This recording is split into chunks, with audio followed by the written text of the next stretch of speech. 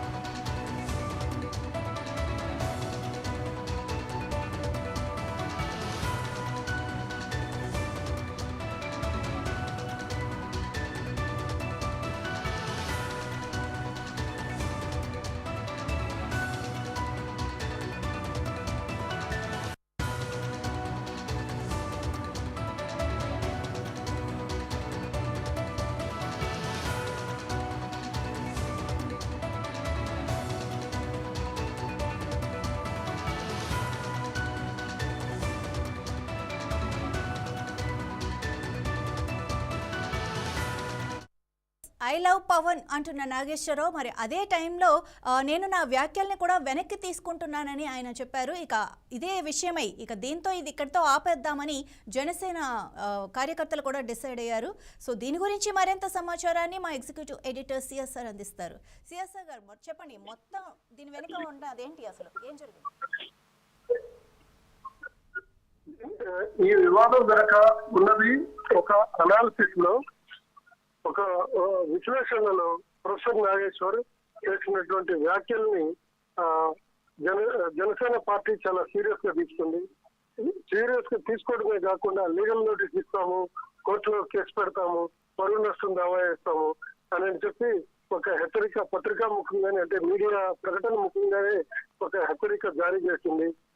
అంటే దాంతో రియాక్ట్ అయినటువంటి ప్రొఫెసర్ నాగేశ్వర్ కూడా వాళ్ళ అభ్యంతరాల్లో ఉన్నటువంటి తీవ్రతను గమనించి ఎంత హుందాతనంగా ఒక మెట్టు దిగాని సరే తన వ్యాఖ్యల్ని ఉపసంహరించుకుంటున్నానని తనకున్నటువంటి రాజకీయ పరిజ్ఞానం అనుకోండి, ఒక పాత్రికేయుడిగా, విశ్లేషకుడుగా తనకున్న విశేష అనుభవాన్ని దృష్టిలో పెట్టుకొని తన వ్యాఖ్యలను ఉపసంహరించుకుంటున్నాను అని ప్రకటించడాన్ని జనసేన పార్టీ కూడా అంతే హుందాతనంతో పాజిటివ్ గా స్వీకరించి తమ కార్యకర్తలకు కూడా ఎలాంటి ఆందోళన చేయొద్దు, ఉద్యమాలు చేయొద్దు, నాగేశ్వరకు వ్యతిరేకంగా ఎలాంటి వ్యాఖ్యలు చేయొద్దు, లేకుంటే సోషల్ మీడియాలో కూడా ఎలాంటి పోస్టులు పెట్టొద్దు అని చెప్పి చాలా క్లియర్ కట్ గా కార్యకర్తల్ని ఆదేశించింది. అంతేకాకుండా కాదు అంటే పవన్ తో మంచి వ్యక్తిగతంగా మంచి సంబంధాలు ఉన్నాయన్నారు, అండ్ అలాగే నాకు ఆయనకి అసలు ఏ వివాదం లేదన్నారు. అలాంటి ఆయన ఇలాంటి వ్యాఖ్యలు ఎందుకు చేసినట్టు అసలు? అదే ఎందుకంటే ఒక విశ్లేషణలో భాగంగా వచ్చినటువంటి రొటీన్ ఒక ప్రశ్నకి జవాబుగా కావచ్చు, లేకపోతే ఆ విశ్లేషణ టాపిక్ కు సంబంధించినటువంటి అంశంలో ఆయన మాట్లాడిన ఇదే తప్ప పనిగట్టుకొని, లేకుంటే ఏదో రాజకీయ ప్రత్యర్థిగా ఒక స్టేట్మెంట్ ఇవ్వలేదు. ఒక విశ్లేషణలో భాగంగానే మాట్లాడారు తప్ప దాన్ని కూడా జనసేన పార్టీ అదే పాజిటివ్ గా తీసుకుంది. ఆయన నాగేశ్వర్ ఎంతో హుందాతనంగా తన వ్యాఖ్యల్ని ఉపసంహరించుకుంటున్నా అన్నారు. అదేవిధంగా దాన్ని కూడా జనసేన పార్టీ కూడా చాలా పాజిటివ్ గానే, అంటే హుందాతనంగానే తీసుకొని వాళ్ళు కూడా ఆందోళన ఫర్దర్ యాక్టివిటీస్ మొత్తాన్ని ఆపివేయాలని చెప్పి కార్యకర్తలకి సూచన చేశారు.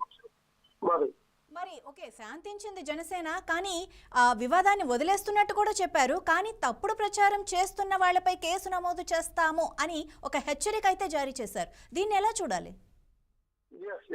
ఆ హెచ్చరికని తప్పనిసరిగా వైసీపీ కార్యకర్తలు, వైసీపీ నేతలు, వైసీపీ డిజిటల్ టీము చేస్తున్నటువంటి కొంత ప్రచారానికి ఇది ఒక వార్నింగ్ లాగానే అనుకోవాలి. ఎందుకంటే జనసేన పార్టీకి ఇక మిగతా ప్రత్యర్థి అంటే ఒక వైసీపీ, ప్రస్తుతానికైతే వైసీపీ మాత్రమే అంత సీరియస్ గా పనిచేస్తుంది. రాజకీయ ప్రత్యర్థిగా వైసీపీ చాలా కీలకమైన రోల్ ప్లే చేస్తుంది కాబట్టి ఆంధ్రప్రదేశ్ రాజకీయాల్లో ఇక నెక్స్ట్ ఇచ్చినటువంటి వార్నింగ్ మిగతా సోషల్ మీడియాలో జనసేన పార్టీ పైన కానీ, జనసేన పవన్ కళ్యాణ్ పైన కానీ, నాదెండ్ల మనోహర్ పైన కానీ, వీళ్ళ పైన చేస్తున్నటువంటి వ్యాఖ్యలు కానీ, వాళ్ళకు వ్యతిరేకంగా వస్తున్నటువంటి పోస్టులకు కానీ, వీటన్నిటికీ ఒక వార్నింగ్ ఇచ్చినట్టుగా మాత్రమే ఆ హెచ్చరిక ఉంది తప్ప ఇక నాగేశ్వర్కి ఆ వార్నింగ్ కి ఎలాంటి సంబంధం లేదు. అది నాగేశ్వరం మీద ఇచ్చినటువంటి వార్నింగ్ కాదు. ఇతరులపైన, ఇతర ప్రత్యర్థుల పైన చేస్తున్నటువంటి అనుచిత వ్యాఖ్యలు కానీ, వ్యతిరేక పోస్టులు కానీ, నిరాధారమైనటువంటి వ్యాఖ్యలు, నిరాధారమైనటువంటి వార్తలు, నిరాధారమైనటువంటి ఆరోపణల్ని తిప్పికొట్టేందుకు జనసేన నాయకులు ఆ విధమైనటువంటి ప్రకటన చేశారని మాత్రం మనం భావించవచ్చు. Right, thank you sir.